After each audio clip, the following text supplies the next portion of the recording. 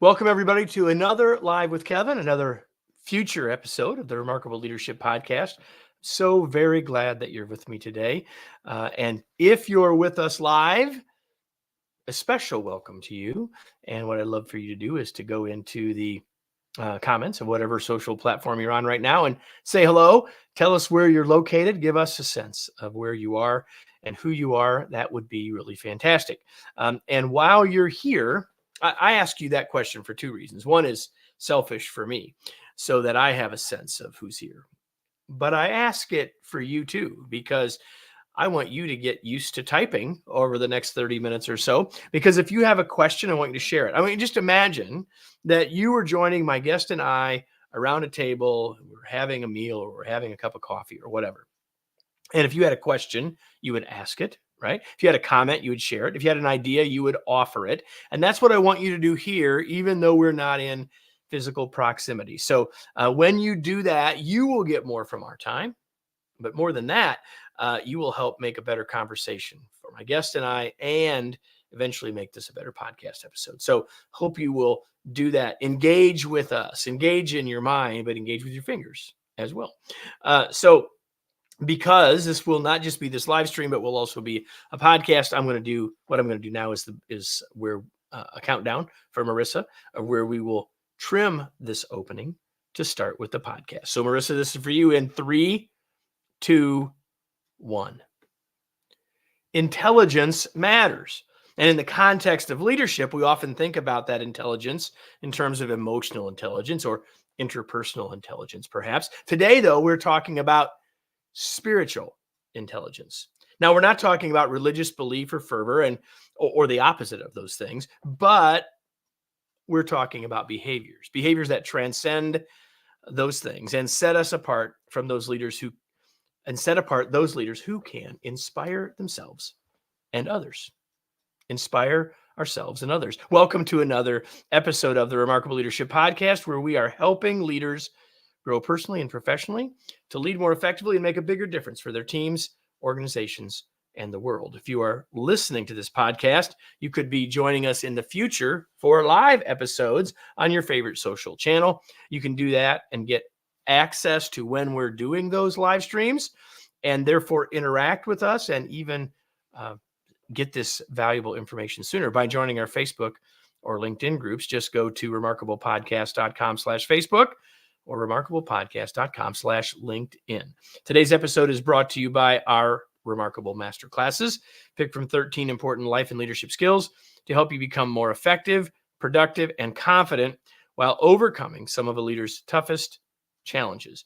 Learn more and sign up at remarkablemasterclass.com. And at this juncture, I will bring in our guest. You can now see him. His name is Dr. Yossi Amram. Let me introduce him to you. He is a distinguished psychologist, an executive coach catering to CEOs, entrepreneurs, and other influential leaders, and a pioneering researcher in the field of spiritual intelligence. He holds both an MBA from Harvard and a PhD from Sophia University in clinical transpersonal psychology. Prior to psychology and executive coaching, during a 13-year period, he founded and served as CEO for 2 highly successful tech companies that he led through successful IPOs, Balasert and Individual Inc. Beyond executive coaching, he serves as a psychologist, working with individuals, couples, and groups. He is the author of the book Spiritually Intelligent Leadership: How to Inspire by Being Inspired, which offers a compelling roadmap that equips us with the means to connect with the true source of our power and presence within ourselves. Yossi, thank you so much for joining me. I'm so glad that you're here. Thank you, Kevin. I'm excited and psyched to be here. Yeah. Honored. So now I can quit reading something and I can look at you, and so we can dive in. And I'm so glad that you're here. When I got your book and took a look, I said, "Yeah, this is an important topic," and so I was excited that you said yes to join us. And so here's where I want to start. I mean, I read a bit of a bio. There's a lot more to any of us than a short bio. Really, though, tell us a little bit about your journey, specifically as it relates to how you end up doing this work and how you end up sort of pioneering this idea of spiritual intelligence. Okay. Well, hopefully I won't take the whole time to cover that. Yeah, don't do that. Okay. So you'll keep me honest if I'm going on and on, right? But yeah, I was born and raised in Israel, and like all good Israeli men, I was drafted into the military. And despite being shy and introverted and so on, I found myself excelling in leadership. And somehow I got all these awards and had the fastest promotion track record in the history of my regiment. Luckily, it was a peaceful time and I didn't have to engage in combat and the way our crazy world right now is. So it was a peaceful time, but still, the military is a command and control model where you're trained, and that's effective and powerful and needed when you're in battle. You don't have time to building consensus and so on. So it's effective in the military, but fundamentally it chafed at my soul. There's something in me that didn't really like that. And so I resolved and got interested. Can you build organizations and make effective teams and groups function in a way that supports the individual, that raises our spirit and in more humane way? So that became sort of my lifelong pursuit. And that led me to the desire to become an entrepreneur and build some companies and see what kind of cultures and environments and leadership paradigms I could do. So I studied engineering. I went to MIT. I went to Harvard to get business. But ultimately, that led me to start these two companies you mentioned. The first one was called Individual Inc. And Individual was a concept that was the first company to do personal newspapers. You would get on your fax machines, Kevin, morning news. Okay, And some people are going to have to Google fax machine. Just say it. Yeah, no, that's great. This is in the late 80s, early 90s, but you would have your personal news page on your fax machine, and you would tell our software which articles were relevant or not. It would learn, and it's using machine learning already. We weren't calling it exactly then that. But anyway, the point was individuals stood for the individualization and personalization of the content, but it also was an organizational philosophy that supported the growth of each individual in a team context. So I was very passionate about it. The company grew and went public and so on, and I was healthy and I made millions of dollars. But somehow, somewhere inside of me, something wasn't fulfilled. And I had worked 60, 80 hours a week. I was burning myself out. And even though I attained all the success I dreamed of, something inside didn't quite feel satisfied. And I entered what's called a state of dark night of the soul and a spiritual emergency that woke me up to our interconnectedness and shifted my perception from being an independent, separate individual to being part of this interconnected wholeness. And that led me, it was a crisis. I got pushed out of the company because I was really in this expansive state and I had all these visions of the future, all of which came true, but I wasn't grounded. That spiritual emergency turned actually into a manic episode. And so my board was kind of freaked out and put me on a leave of absence and so on. So that changed the direction of my life, but it woke me up to the reality of our interconnectedness and got me interested in what these spiritual states were. So ultimately, then I made enough money. I became an angel investor. I was coaching other entrepreneurs and CEOs, and I could give them the best advice, but unless they did the inner work, they couldn't really accept it because their egos were in the way and so on. So that led me to decide to become a clinical psychologist so I can work with people at a deeper level. And having been involved in leadership, like you mentioned, I knew a lot about emotional intelligence and all the work that's been done with Daniel Goleman and prior to him, some academicians that developed the concept that showed that emotional intelligence contributes to leadership and well-being in life. Right. And I was interested in spirituality and how to inspire.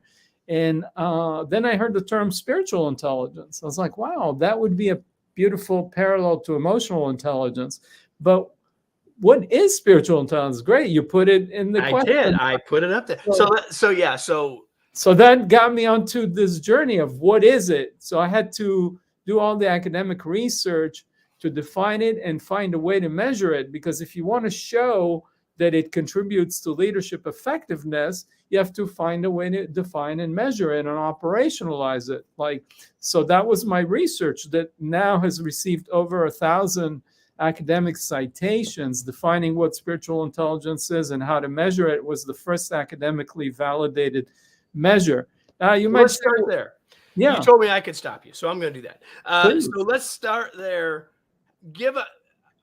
In the intro, I said we're going to talk about spiritual intelligence, and it's not about religious belief necessarily. So what is it, so that everyone's grounded as we move forward and talk about the dimensions of it here in just a second?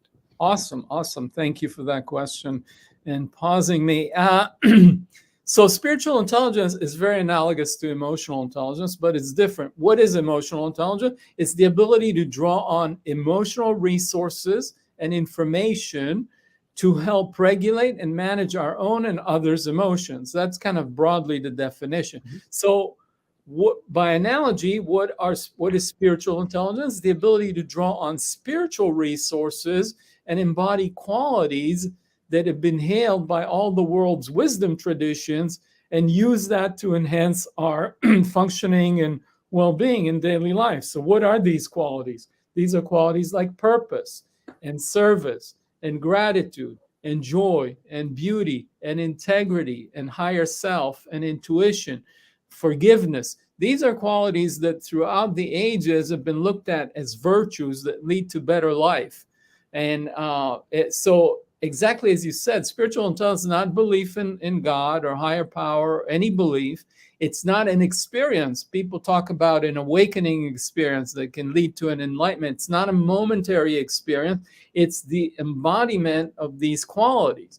And so regardless of your religious and spiritual orientation, and my clients have ranged the full range from people that have been devout practitioners of a particular religion to spiritual but not religious, as many of us like to define ourselves, or atheists. But whether you're an atheist or a devout religious person, you know that practicing gratitude is a positive quality. Practicing compassion is a good quality. Having a sense of purpose is a good quality. Integrity is a good quality. Having intuition, tuning into guidance, higher self through your intuition is a high. So you can be an atheist and have high qualities of spiritual intelligence on these dimensions. You can bring joy and beauty to your life. You can express appreciation, all of which ties right back to leadership. Now, I want to say one more thing. I'll pause there. You want to say something? No, because I was going to head right where I think you're going to go. So we talked about spiritual intelligence, but how does that tie to leadership? I believe that's exactly where you're about reading. Okay, awesome. You were reading my mind. So I'll tell a little. You told me to be present. I'm trying to be present. You are present and you are curious. I love it. You asked me what will make this a meaningful, valuable interaction. I said, be present, be curious. So you're doing it. I'm having a ton of fun. I don't know if you can notice that. I'm enjoying myself. I'm enlivened by our interaction, which is a joy. So anyway, I'll tell a bit of a story.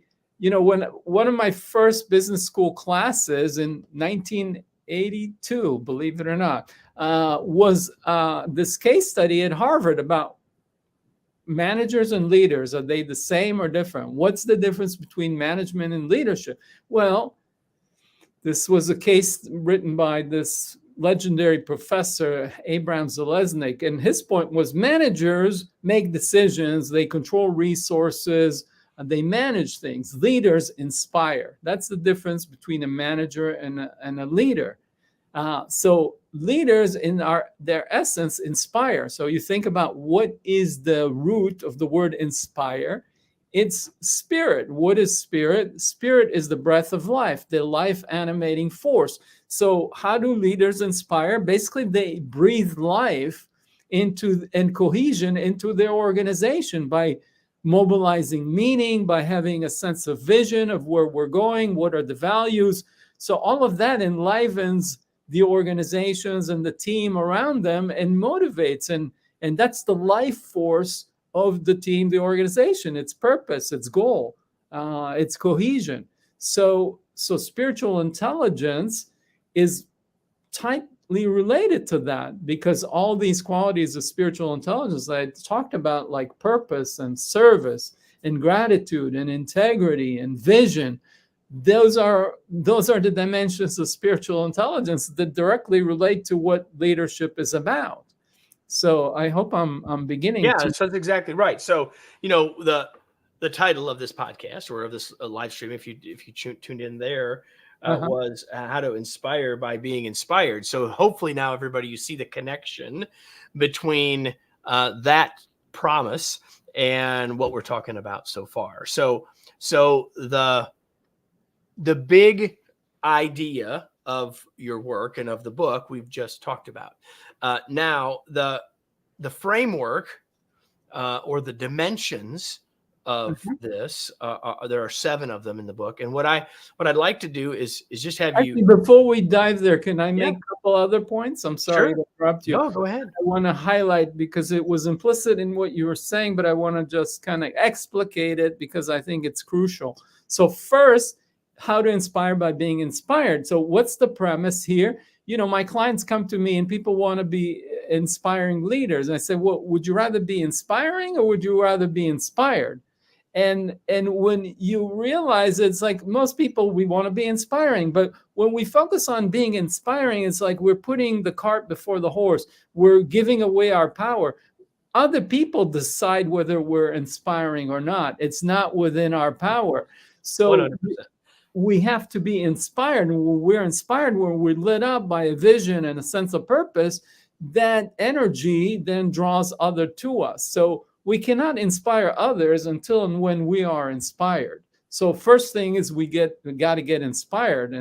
And so just that's. No, I think that's right. Because at the end of the day, as you said, we don't inspire anyone. They choose based on how they interact with us, what they see in us, what they experience with us, right? Yeah. As you said. So where you knew where I was headed, which was to talk about the 7 dimensions that you highlighted. Right. And so I'm going to go right there, but I'll just say one more thing, which is that there's abundant research that started with my work that showed that leaders that have higher spiritual intelligence lead teams with greater morale, higher morale, greater commitment, lower intention to quit, and lower turnover. Since then, other research has shown that leaders that have higher spiritual intelligence, even when controlling for emotional intelligence, produce better financial results for their organization. So now there's an ever-growing body of research that shows that spiritual intelligence contributes to quality of life, satisfaction of life, even marital and relationship success and well-being, group productivity, individual productivity. So there's a growing body of research and science that shows the benefit of this. Okay, those were the 2 points I wanted to make sure we cover. Now we can look at the 7 dimensions that you're. Yeah. So what I'd really like you to do, and we didn't have a chance to talk about this ahead of time, is I just want you to basically list them, give us a couple sentences about each, because there's no way that we can do all of them justice in our time. And so I'm already going to say that everyone, if you've been enjoying this at all, which I don't know how you wouldn't, you're still listening or watching, so you ought to get a copy of Spiritually Intelligent Leadership. I hope you'll do that. So I'm just going to ask you to give us sort of a sentence or 2 on each. And then I've got a couple I want to dive into, and I've got some specific questions I want to ask across a few of them. Fair enough? Fair enough. Sure. All right. So the 7 dimensions, you start talking. I'll put them in the lower third. Okay, awesome. So the first one is meaning, mobilizing meaning. And so that leaders create the meaning. Why are we here? What's our purpose as an organization? What are we trying to serve? And how do we turn difficulties into opportunities? Because every organization faces crisis, and we can find meaning in our difficulty that motivates us and energizes us. So mobilizing meaning is the first dimension. The second one is around grace, interacting with grace. And so that would be bringing a sense of trust in the future. No, you can't lead anybody if you don't have faith and trust and optimism that what we're doing is going to be successful. You have to express appreciation and gratitude, a sense of joy. If we bring fun and joy to our activities, there's more energy, there's more creativity, and we find and uncover the beauty and the creativity in our work. So all these qualities support sort of what I'm calling interacting with grace. The other dimensions are inner directed. Yeah. So as leaders, we got to follow our own inner compass. And that's how we lead. We got to be rooted in ourselves, in our faith in ourselves, in our confidence in ourselves. We're not politicians trying to appeal to what others. That's not leadership. That's followship. So leaders have to be rooted, grounded, and have faith and confidence, follow their own inner wisdom and North Star. So that's inner directed. The next dimension is community. Yeah, great. So it's the yin and the yang. So you have to be inner directed, but you also want to cultivate a sense of community and that we're in this together. So you won't move away from, the animosity or the competition that exists between marketing and sales, or sales and engineering, which gets polarized in organizations. So you want to synthesize these diverse points of view, enable the healthy tension between the people that want to build the best product and most reliable product engineering, and those that want to get to market quickly and capture the market window. So we're in this together. There's community. We care about each other. And that's the fabric that holds us together in our relatedness. And these days, there's a loneliness epidemic. And for people, work is their primary community. We work 40, however many hours.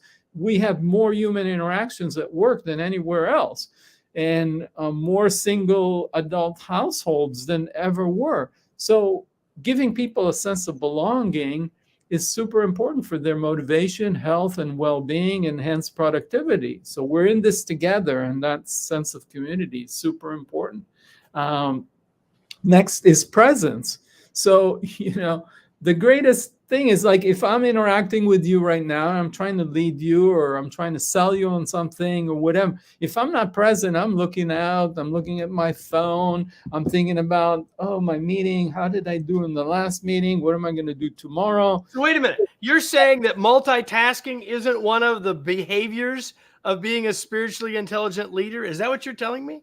Exactly what I'm telling you is that not only is it not productive, but it also increases our stress, and we don't do well. And we've all been in relationships where our partner, we're sitting at the dinner table, you watch people at a restaurant, and they're not there. And it's like, why am I here if you're not paying attention to me and I'm not interacting with you? So we have to be present, and we have to be mindful of ourselves, track ourselves, how are we feeling, what's happening to us, track the other person, but also be clear of our intention. What is our intention in the moment? Because that is sort of keeps us on track. So we have to hold a lot. What is my experience? What is this other person? What is my agenda? What is my intention? And all of that is playing into the moment, so I could be most effective. And this is my life. I mean, my life is happening moment by moment.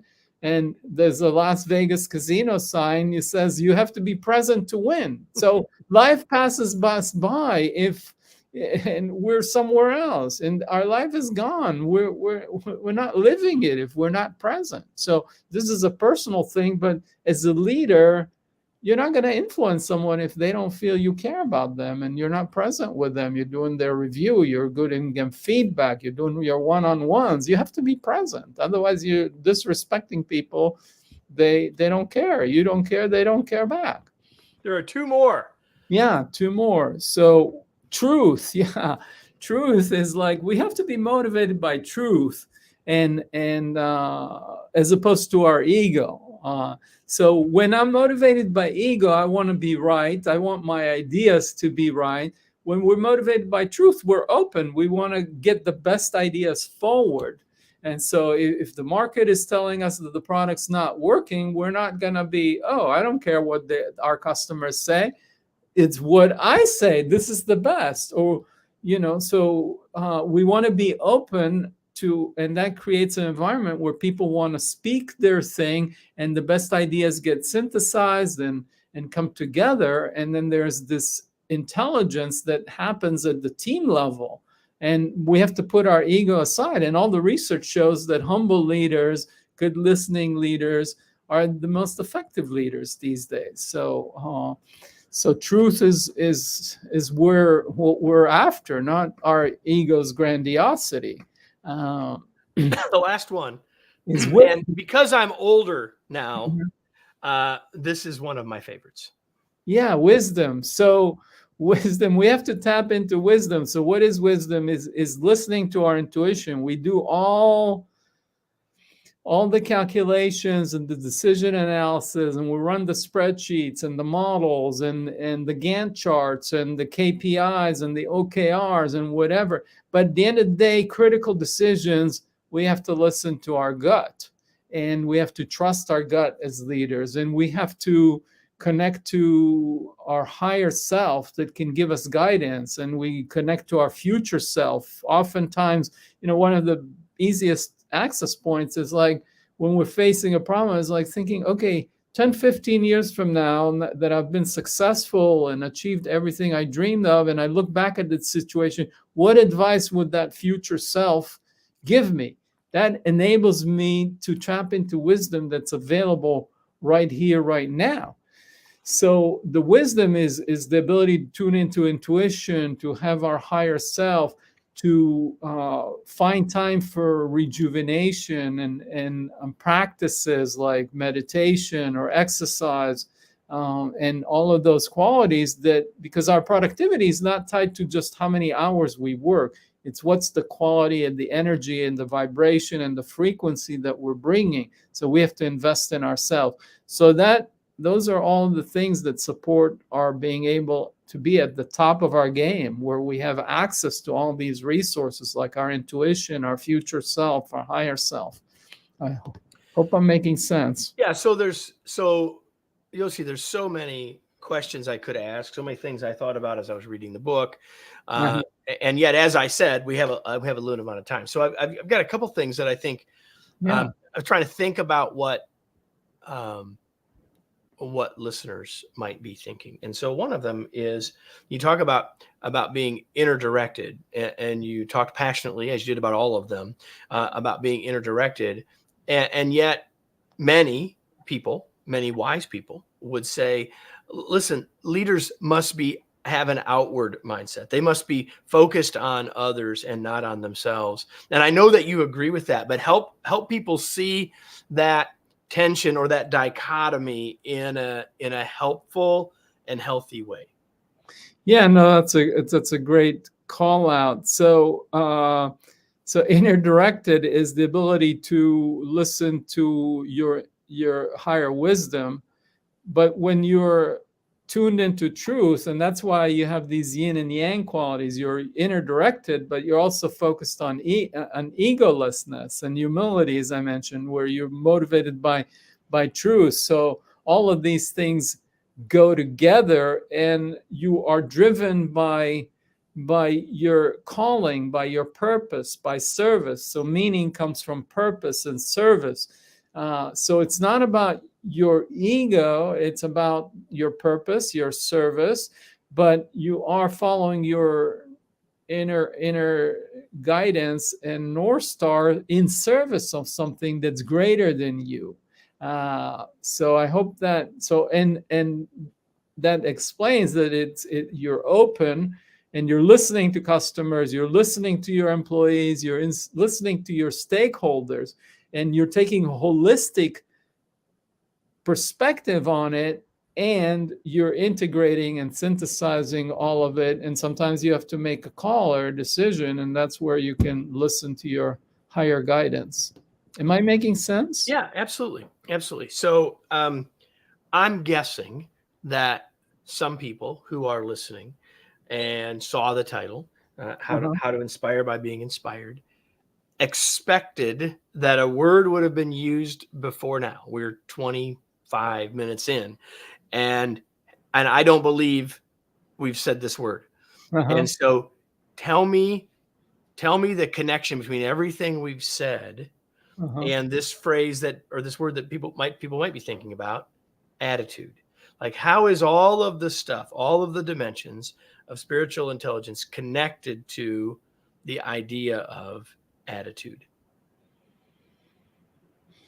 Well, I think it's implicit in everything that we're talking about. It's the attitude of passion. It's the attitude of service. It's the attitude of purpose. It's the attitude of vision of a better future that we're working towards, that inspires us and everything else. So it's an attitude of engagement and care and passionate care.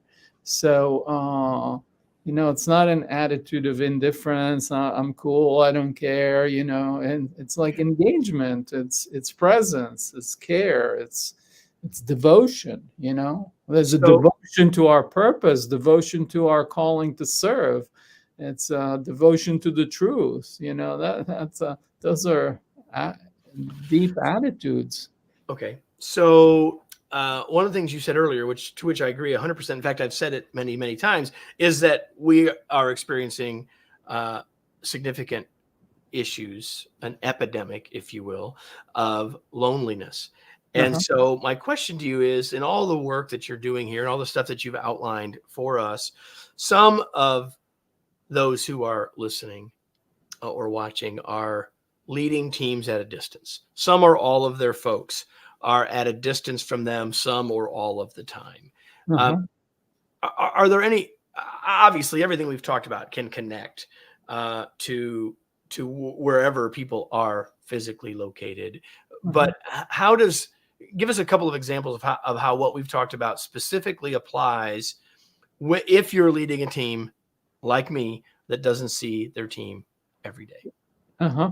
Well, I think it makes all these things we talked about of connection, interconnectedness, community, caring about each other, that much more important. So, I know companies that are doing this, they do check-in times where people support each other, what's happening in their private lives and so on. Right now, you and I are at a distance, the first time we're meeting live, but I don't know about you. I feel connected to you. I mean, you're tracking to me through our body language. I feel like there's eye contact through the camera. You're nodding right now. You're smiling. Your smile makes me smile. So we're constantly influencing each other. There are these things called mirror neurons, and amazingly, that still works across our Zoom or across our video.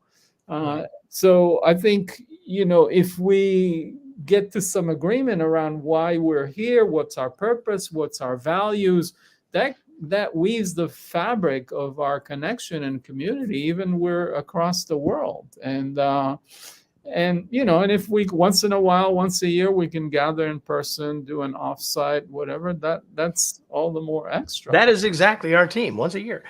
So I want to shift gears before we finish. Please. A couple of other things before we finish. And here's one. What do you do? Like, it's very clear from the last 30 minutes that you are passionate about and care about your work. But beyond your work, what do you do for fun? What do I do for fun? I go dancing. I love to dance, move my body to music. It's creative expression. It's energizing. It's joyful. I dance with other people, whatever.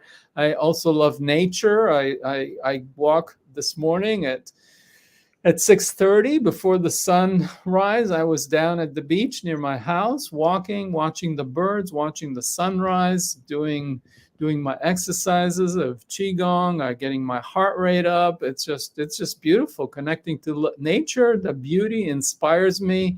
I love to cook, and I dance while I cook. I put on music, and I'm dancing while I'm cooking, and so just don't burn yourself. Like, don't have something like fly off the spoon and hurt yourself while you're doing that.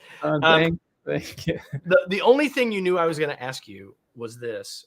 And that is, so tell us something, Yossi, that you're reading or that you've read recently.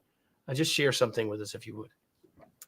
Okay. Well, one book I'm reading right now is kind of just for fun. It's called Shakti Leadership. And it's about sort of the feminine side or the yin side of leadership. Normally, we think of leadership as those that get in front. We have the vision and we see the future and follow me. And that's kind of a yang quality. And it's powerful and crucial. But there's the other side of leadership, which is leading from behind, where you drop behind your team and you facilitate and support them to find their way. And so, you might call that Shakti leadership, as just the feminine energy in Hinduism. So that's one book I was reading, because I'm working on an essay about the yin and yang of leadership, which I touch on in the book, but I want to bring it together. The other book I'm reading is called Giving, and it's written by one of the prominent Jewish mystic Kabbalist, and it's the very premise is that our greatest well-being, our greatest pleasure and reward comes when we are not so preoccupied by our what we get, but by the desire to serve and give. And the Hindu mystic Rabindranath Tagore says that beautifully in this poem. I slept and dreamt that life was joy. I woke and saw that life was service. I served and behold, life was joy. So we're in a sleep, we're seeking joy. And then when we wake up, sort of this interconnectedness that we have, then we realize that the greatest joy comes from being of service and removing our own egoic needs from the center of our life. We're going through a Copernican revolution.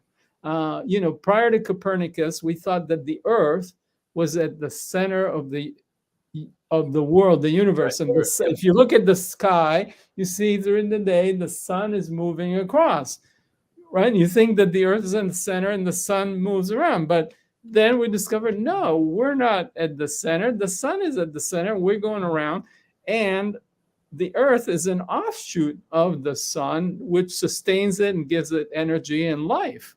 Now, we live our lives, most of us, including me, think that our ego, our separate self, is at the center of our universe. And but then we wake up, we realize, no, we're just a part of this bigger organism. And the more we line ourselves in serving that greater whole, the more fulfilled we are.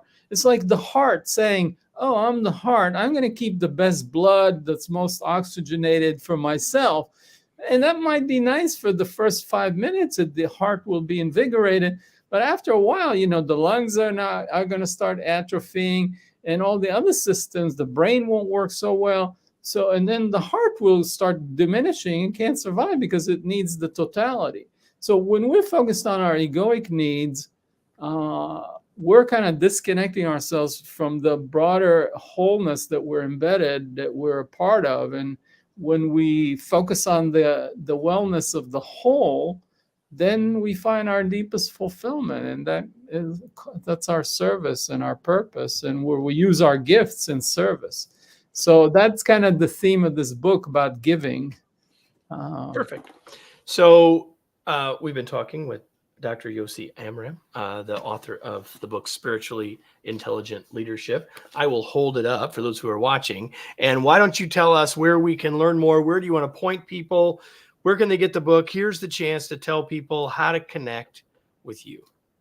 Well, there's a website, yossiamram.net, and that's kind of my umbrella website. It points to my coaching website for those interested in coaching. It points to my psychotherapy website where I do also couples counseling. It points to a website that has free assessments for people interested in getting a profile of their spiritual intelligence qualities. It's called Intelligency. And so it has I'm involved with multiple projects, and it's kind of the umbrella. And in there's my contact information, including my email. And I welcome people reaching out. If any of this touches you, or you've read the book, you have questions, I'm happy to engage and we're part of this humanity, this human community, and I love to be in connection with people that are passionate about leadership and making a positive impact in the world. So now, everyone, before we finish, I have a question for you, everyone else. The question I ask you every single episode at the close, and it is simply this: now what? What will you take from this experience that you can go apply? Like, it's one thing to say, okay, I learned some stuff, or I literally took some notes, or I mentally took some notes while I was jogging or driving or whatever you're doing as you're listening to our conversation. But that won't really change anything for you. What will change something for you is if you take some action on what you learned. Maybe it's getting a copy of the book. Maybe it's one of the 7 dimensions, something that Yossi said leads you to do something, to try something, to ask someone a question, to do something. That's the question. What will you do as a result of our time? And if you think about and answer that question, then this will have been of great value to you. Yossi, thank you so much for being here. It was such a pleasure to have you. I appreciate our time and your passion, as well as the research-based approach to this soft and squishy topic. Thank you, Kevin. It's been a delightful joy and a privilege to be here with you. So, everybody, that means we're at the close of today's episode. And so if you're watching, you can see that you can go find all of our past episodes at remarkablepodcast.com. But if you're listening, you already are someplace where you're listening to this, which means keep listening. Subscribe, tell somebody else, give us a rating, or go back and dip in to something in the past. Go check out the show notes from this episode, where I will point you to some other episodes that might be of great value or interest to you based on today, as well as to get access to the books and the resources that we've shared during the course of today's episode. And just like every week, we'll be back next week with another episode of the Remarkable Leadership Podcast. We'll see everybody then.